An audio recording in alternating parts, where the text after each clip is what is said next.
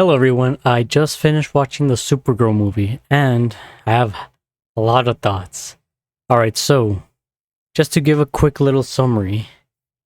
This does adapt the Woman of Tomorrow comic.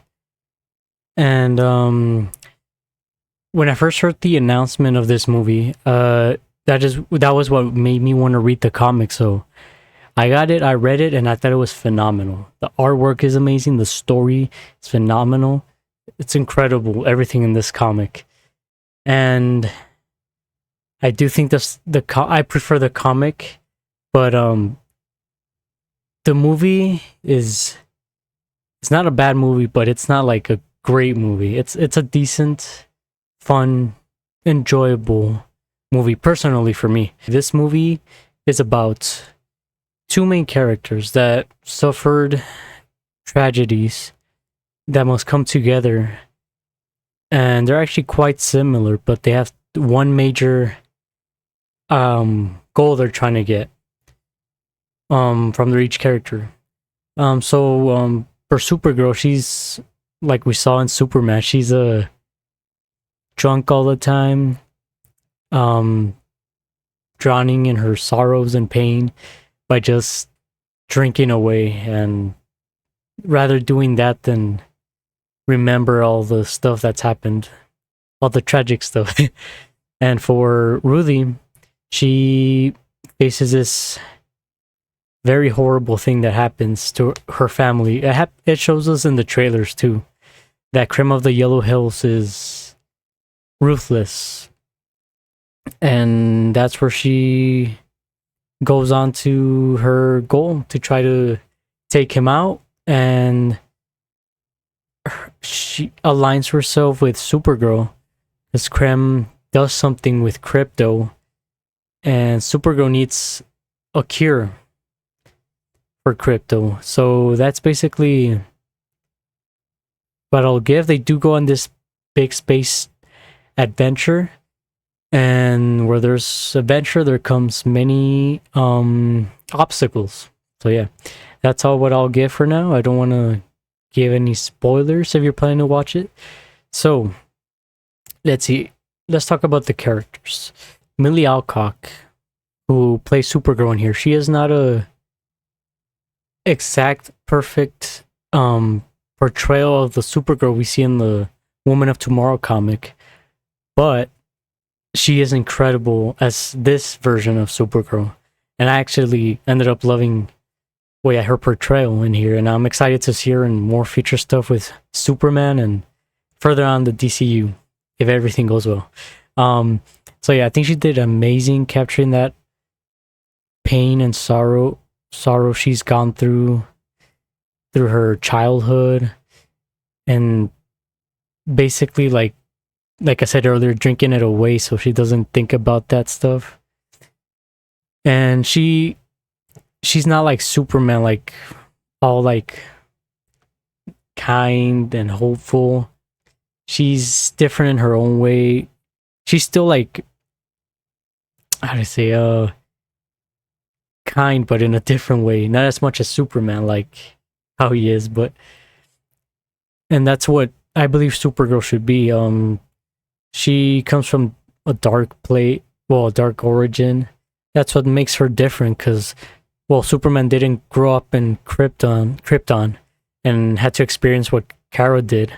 So that's why they're so different. So yeah, that's why what I really ended up loving about their portrayal. She was just amazing the whole way through the movie. So yeah, I just can't wait for more of her. The girl that plays Ruthie, I think she did perfectly, like, as Ruthie. It reminded me a lot of the comic, how she just wants to go and kill Creme, but Supergirl has to like talk to her that revenge, or like, you'll see if you watch the movie. But Supergirl helps this girl because she doesn't want her to end up like her. So yeah, I really thought she did incredible in this role as Ruthie. Now Lobo, Jason Momoa, I think he did very amazing as Lobo. I'm not very familiar with him. This is my first time seeing him as, well, Lobo's first appearance for me. But I'm guessing he's like a bounty hunter who's like wild, and I think Jason Momoa like captured that for me. So yeah, I really enjoyed every second he was in here. I could definitely see a version where he's not in this movie, but I really liked the inclusion of him in here. I thought it was really fun and enjoying, and he was pretty funny as well. So yeah, I really liked him a lot. Now for major negative. Prem of the Yellow Hills, the villain of the story, does not have depth to him at all. I prefer the comic version so much more. In this one, they don't like go into like what he's like, what are his major like goals and aspirations. He's just a bad guy because he's just a bad guy, I guess, a generic bad guy. In the beginning of the movie, he does seem very intimidating. With the stuff with Rudy and her family, but that's just it. The intimidation stops there. All the way through the movie, he ends up being goofy, and I just can't take him like serious. Also, with the look they gave him in here, I prefer that if they went the way of the comic, where he's just like looks like barbaric and like a warrior looking like crazy person, and the actor already looks like him. So yeah, I don't know why they went out and did that. I know they wanted to do some different stuff in this film, but yeah, I just think they should have stayed with the original look of Krem. But yeah, he's a very forgettable villain. Throughout the first 30 minutes, I was like, I forgot about him. Well, after the beginning. And then he showed up, and I was like, "Oh yeah, I forget he's the villain of this movie." so yeah, I really didn't feel like he was a good villain. So yeah, he was very forgettable. But other than that, I also have quite a few negatives, or probably like a lot. But another one is the cinematography felt off for me. It felt, I don't know, it was like dark. And I know I'm comparing it a lot to the comic, but the comic was just, the artwork was amazing, and I feel they like went the more colorful way. This movie would have been like much appealing visually, but yeah, I was bothered a bit by the cinematography.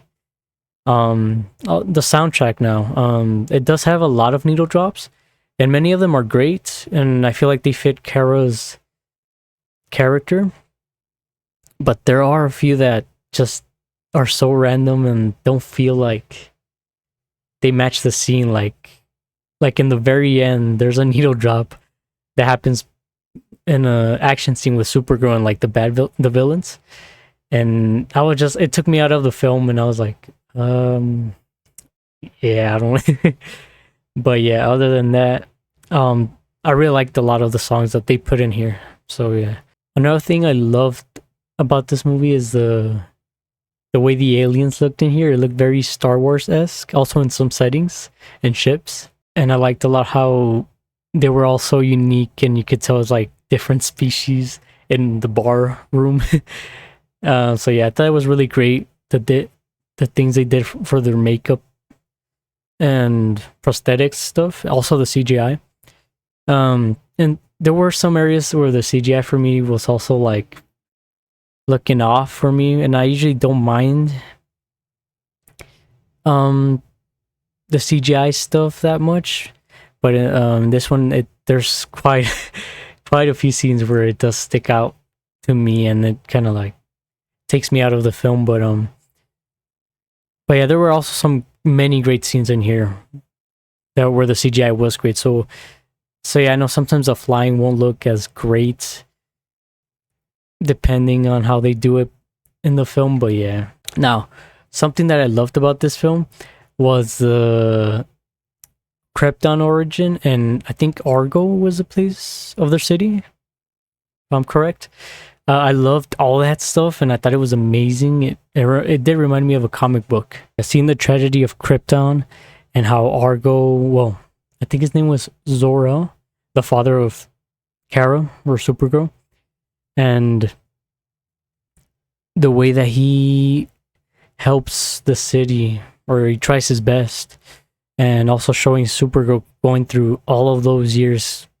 Because honestly, I forgot that they last so long because of the shield bubble that the father puts. And yeah, I thought it was all those flashbacks were amazing. I really loved all of them.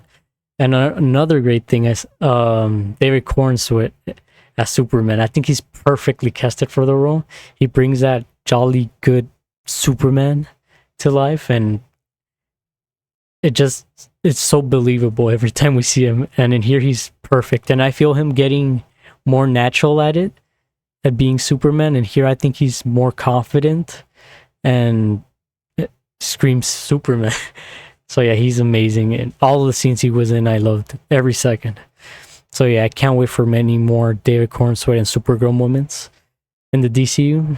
So yeah, I'm so excited about that. There were many action scenes in here that I really digged. Like there's a scene in the bus where there's like teleportation fighting going on, and also throughout the movie. Well, I do wish they showed Supergirl, more of Supergirl's superpowers, I guess, like more stuff with her compared to like how they did with Superman in his movie. And they were like uniquely him using his superpowers. But I think the standout action scenes are definitely like the ones at the very end. Those were like pretty amazing to see. But yeah, another negative I do have is that at the end of this movie, Supergirl does make a decision. And the villain's also involved, and I just thought it was, well, I didn't like the ending for that. I thought it was like out of character for her to do that in here, and I was just not a fan of it. But yeah, other than that, at the very, very end, I do love the way they're setting up her continuation in the DCU with Superman. But yeah, other than that, I really did like the movie a lot. I don't feel like, because this one did get a lot of mixed reviews, and a lot of people are saying it's like horrible or like a decent movie. And while I think some of the critics are being harsh in this one, I do agree with some of the points others are making. This is, in my opinion, not a bad film, but it's not like, oh my gosh, it's perfect or like it's great, but it's fine. I liked the movie and I had fun. I had a blast. But yeah, I think I'll give this film, I'm still like, can't make up my mind between 3.5 stars or 4 stars out of 5. I'm still like thinking about it, but it's between there. If you can't make up your mind, or like you're like, damn, I saw the reviews and I don't know if I should watch it anymore, I still think you should give it a chance and watch it for yourself instead of like letting others guide your decision about this film. So yeah, for sure give it a shot, and if you like it, then amazing. Yeah, at least you watched it and now you have your own opinion about the film. And now, just because this one does have like a lot of people are like saying that since this one's like mid or decent, that it's already like that the DCU's a flop. I don't think that's the case at all. Like, just because there's like one that's not like as great as the others does not mean that the whole universe is gonna go into shambles. I mean, the MCU does have films that are not as great as those, and yeah, you could even see online about this as well, but or even if you've seen them, you could tell. But yeah, of course there's gonna be some rocks that they stumble upon, but yeah, as long as they keep pumping out great stuff, I see the DCU being phenomenal, yo. I cannot wait for Clayface, which I hear from the early screenings or that it's supposedly amazing or like great, and I'm a big Clayface fan. I really recommend the comic. I think it's called One Bad Day, Clayface. It's one of my favorite villain comics out there. So yeah, I even have it in a hardcover. Yeah. So yeah, I'm definitely looking forward to that one. And then we have Lanterns coming out in August, which I cannot wait as well. And there's also some um people complaining online about it, but you know, that comes with every project that comes out. There's always going to be stuff people don't like or agree on, but we'll just have to wait and see when they drop and how they are. So other than that, this has been my Supergirl review. Can't wait to do many more of the DCU and other movies as well. But yeah, thank you so much for watching along and tuning in. I appreciate it. You guys have a good one. Take care and peace out.